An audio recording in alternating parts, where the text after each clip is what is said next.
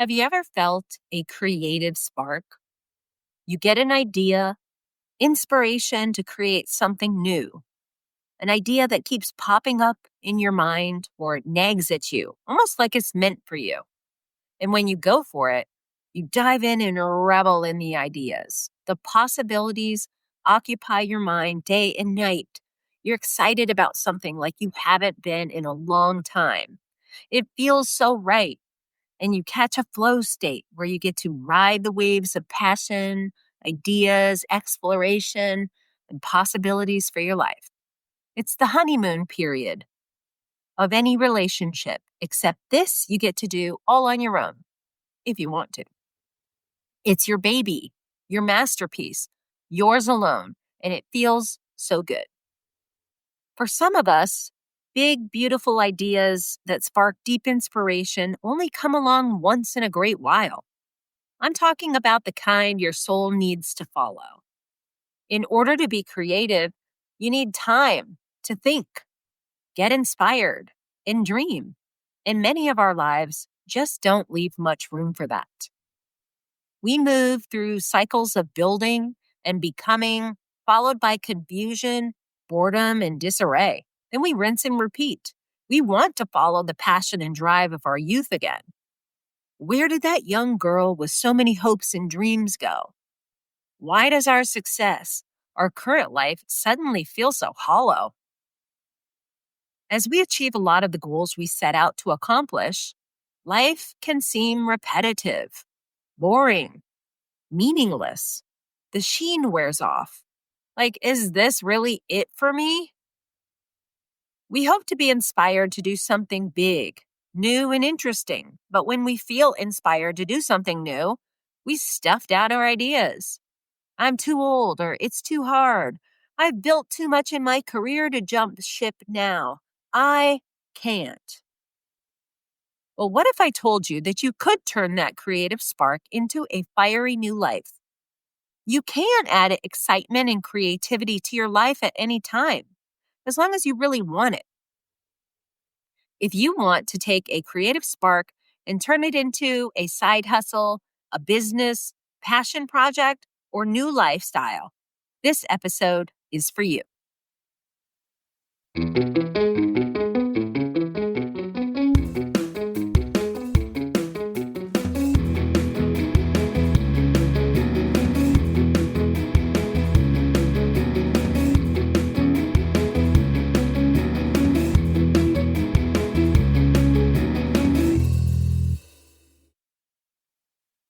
Welcome to The Bold Life, your weekly boost of confidence, clarity, and courage for women done playing small. I'm your host and certified life coach, tech leader, teacher, and mom. Let's do the work. It all came to me in a dream. No, just kidding. It actually started with getting my eyebrows done. Back in the mid-2010s, all of a sudden, the eyebrow trend came about. Prior to that, it was totally normal not to put on any makeup on our eyebrows. No eyebrow crayon, no combing them straight up with sticky goo. They looked good as long as they were somewhat thin and plucked. Not to totally date myself, but this was likely the result of us trying to grow our eyebrows back from the 90s when we had plucked them into pencil thin lines. And basically, we couldn't grow back our brows, or so it seemed. It was a curse. And suddenly, the trend was moving towards thicker, natural, but still perfectly shaped brows. And anyone could get these brows, no matter how little you had to begin with. And I was all in. I made an appointment to get my eyebrows microbladed. In case you don't know what that is, microblading, micro shading, ombre brows, these are all variations of essentially face tattoos.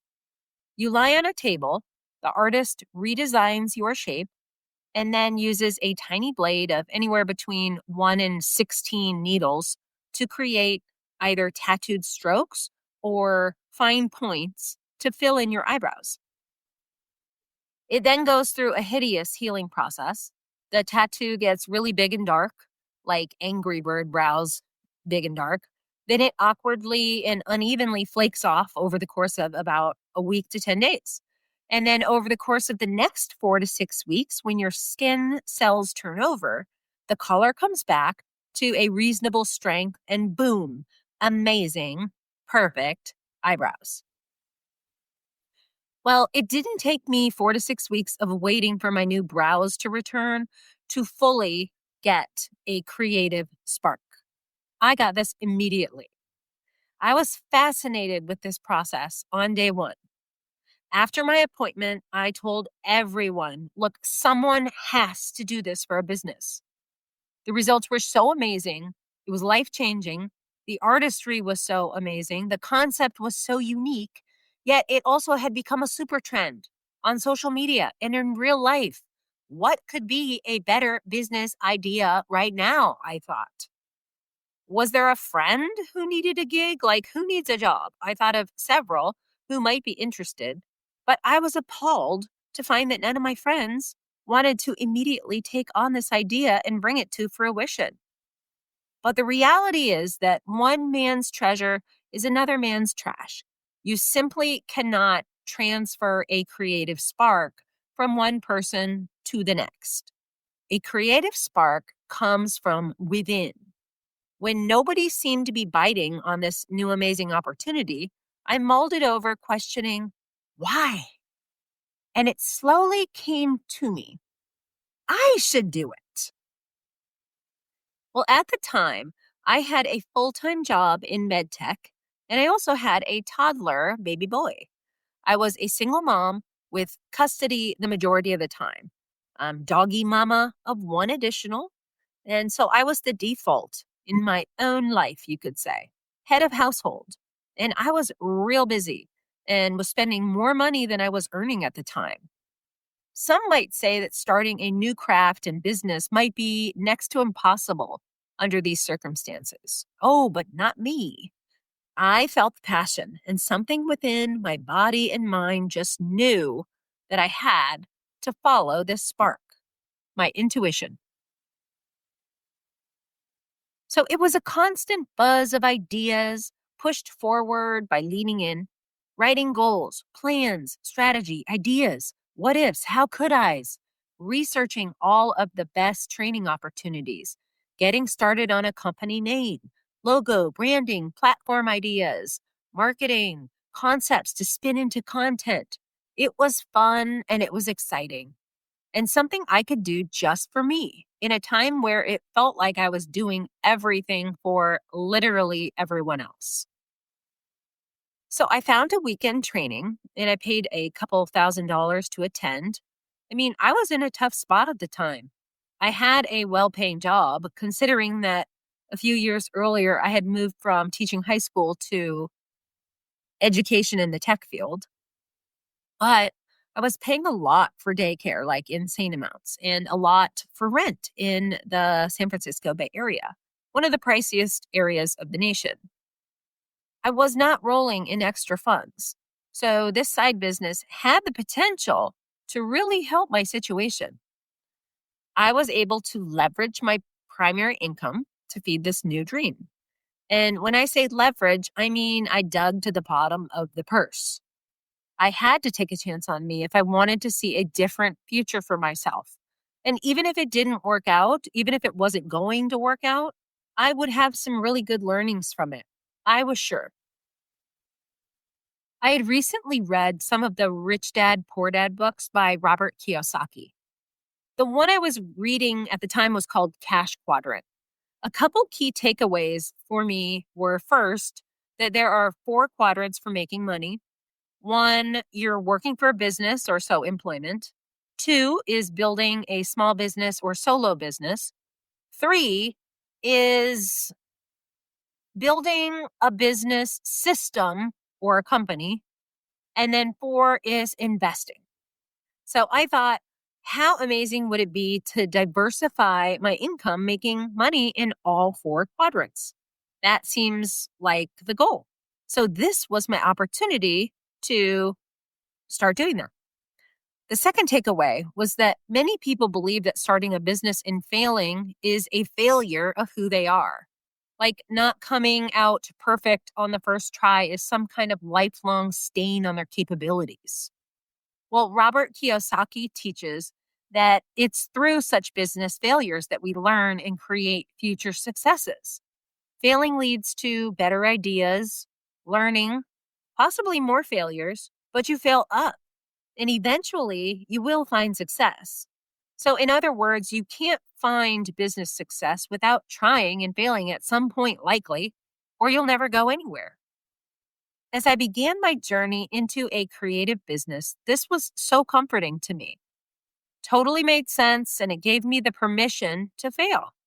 It made me feel warm and fuzzy enough to confidently put my money behind myself when I didn't have that much extra to go around. So, as I began my training journey, I started setting up a physical shop. I didn't want to get into a long lease like 3 years or something. I mean, I'm bold, but I'm not stupid. I had carefully considered how long I would have to get set up, to start making money, and I decided that I would give myself a year in the business before I would even consider quitting. So I rented a room in an already booming shop, a mixture of estheticians and hairstylists. So I was the perfect addition, and the rent was month to month. So I used off the shelf tools to create my logo and website.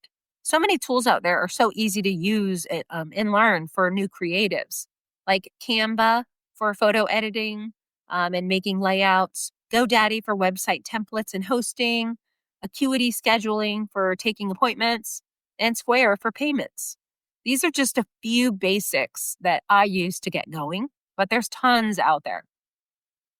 I learned how to do basic social media marketing and started building an email list, things I didn't really have any prior experience with. And today it's even easier with mountains of information and learning opportunities available on the internet. I was at the time really in the flow. I was loving the process of becoming. And as I built the business infrastructure and prepped the studio, I found new trainings to expand my skill set. God knows nobody wants someone with 2 days of experience tattooing their face. So I found a community with other artists and experienced trainers to learn more about the craft. I learned like different sales techniques, best pigments to use, and a lifeline to reach out to when I needed support.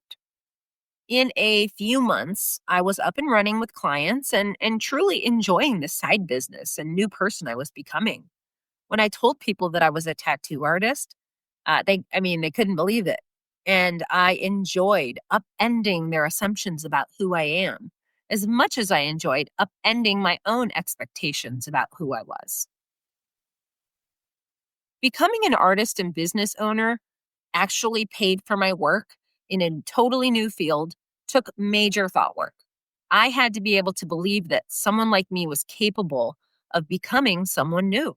I went from what if to I can to look, I'm doing it to I am.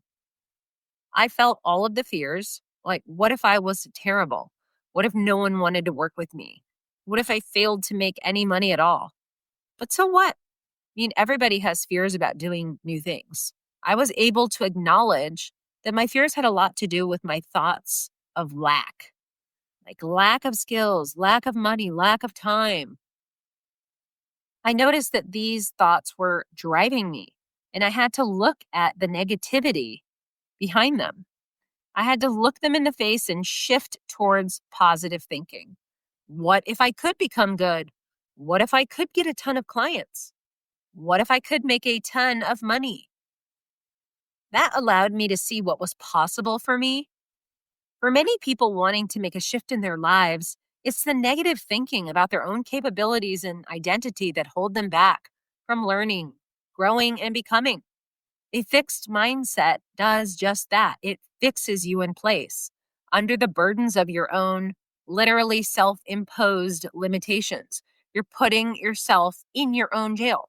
Doing this thought work is a crucial element of personal growth and in making possibilities come alive for you. I could have easily shut down my desire to start a creative business, with negative thinking. After all, I wasn't an artist. I didn't know the first thing about tattooing people's skin, like on their faces for that matter. And I'm embarrassed to sell things. Like, I find it rude and uncomfortable to push people into doing things and buying things they don't want. That's what selling is, right? Well, I mean, kind of not, depends. These were also, some of my thoughts and assumptions about what it means to be an artist, what it means to be a salesperson. Expectations that in order to be an artist, I had to be one of the greats or be born with a deep seated desire to only live and breathe art. I mean, but why would I compare myself as a new artist to somebody who had been practicing for years or even decades? These were just my thoughts trying to scare me into submission, trying to scare me back to where I came from. My thoughts were based on what I had come to expect from myself, probably a good reflection of what others thought that I should be doing with my life. But why couldn't I create my own version of artistry, for example? My own version of selling in a business? Why couldn't I start learning something new? To allow myself to succeed, I had to be able to get beyond the self imposed limits and be willing to engage in the massive action needed to create the new version of me. It wasn't going to be easy, right? I would have to allow myself to learn as I went along my new path and to let myself fail. If I didn't give myself grace and allow myself to try at building this new persona, I'd never know if I could have done it.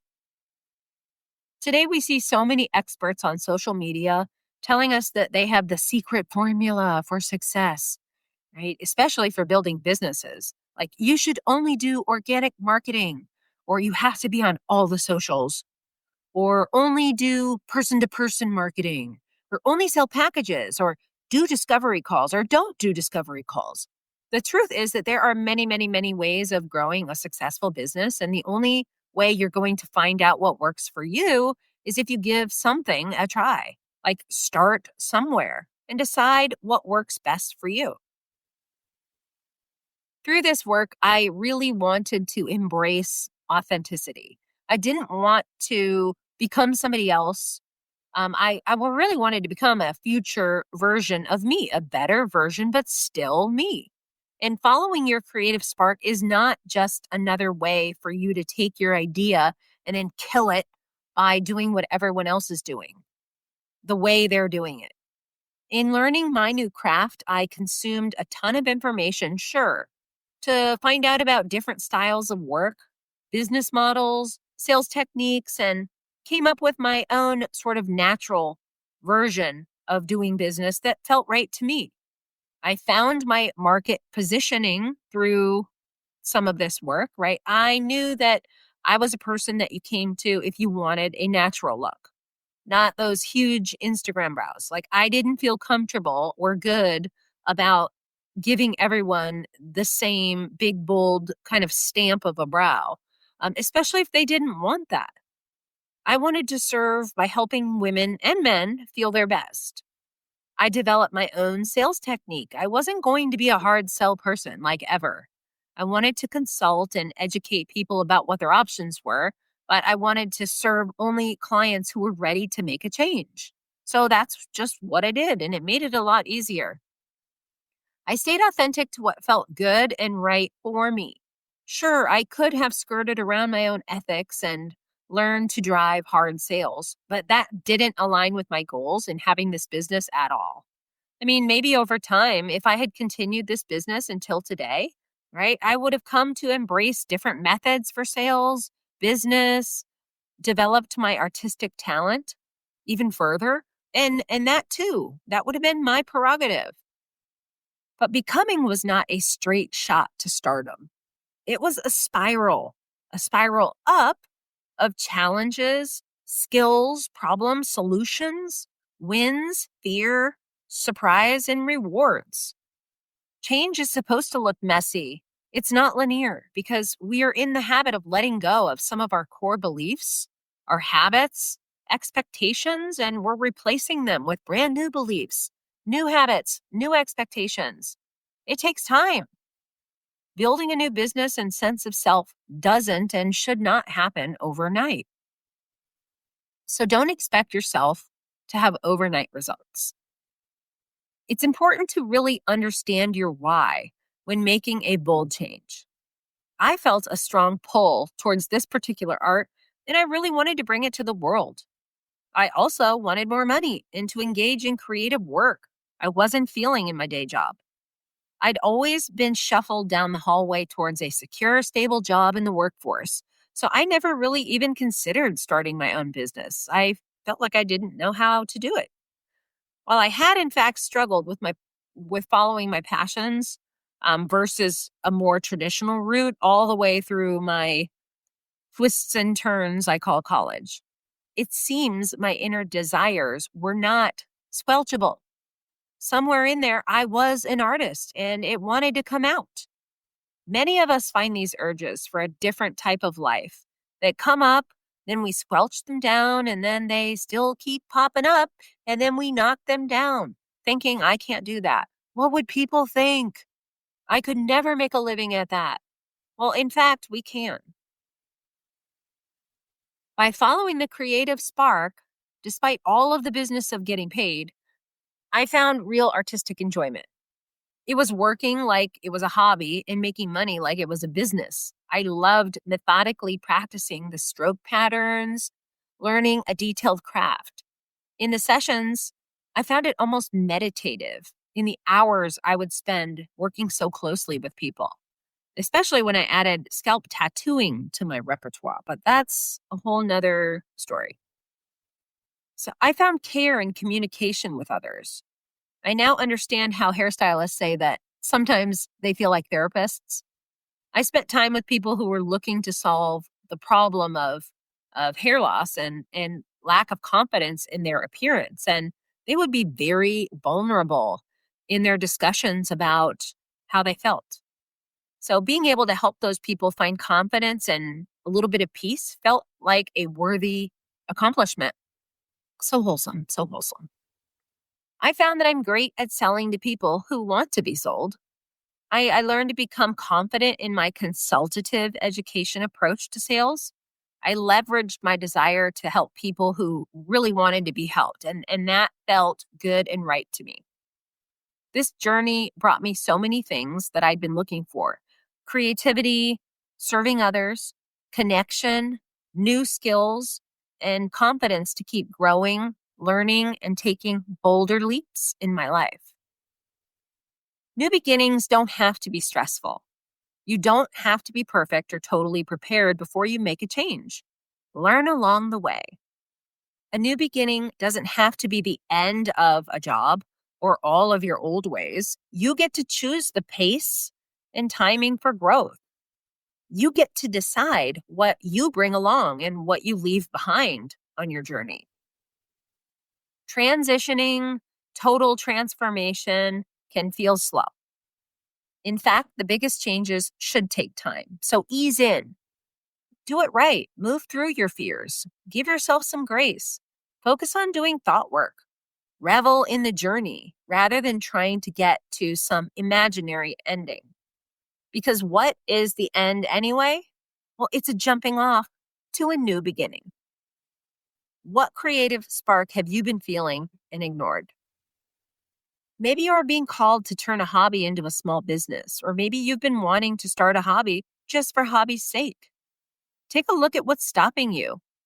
Is it perceived lack of time, money, self-confidence, lack of support, or community? Well, I can't solve for all of these circumstances today, but if you're feeling the creative spark and really want help getting to the next stage, reach out to me for coaching at www.theboldlife.coach.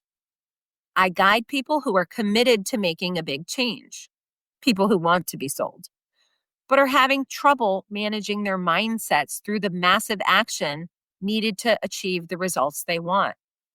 Maybe you need help organizing your plan, putting together a strategy. Maybe it's the follow through. I can help with all of those. But today, I challenge you to simply imagine, who would you need to become? what would your thoughts have to be like in order to move forward with your creative idea? For example, in order to build my business, my thoughts changed from I'm not a salesperson and can't stand the thought of selling to I can sell packages by educating people. I feel comfortable selling. I'm not an artist became I can learn to become an artist, which became I'm pretty great at this artistry, to finally, I am proud of my artistry. I shouldn't waste my time because plenty of competent superstars are already in this business niche. Became I believe in what I'm doing. And if all of those people can do it, then so can I. These are huge mind shifts that I was able to make. But as you can imagine, the mind shifts did not take place without that thought work and without massive action. I invested in myself and my learning, honed my craft and my business skill set. If you're ready to do the work to create mind shifts and massive action, let's get going. For more weekly episodes on taking bold leaps, follow The Bold Life with Jamesyn. If you want help taking your creative spark to the next level, reach out at theboldlife.coach. Let's get started.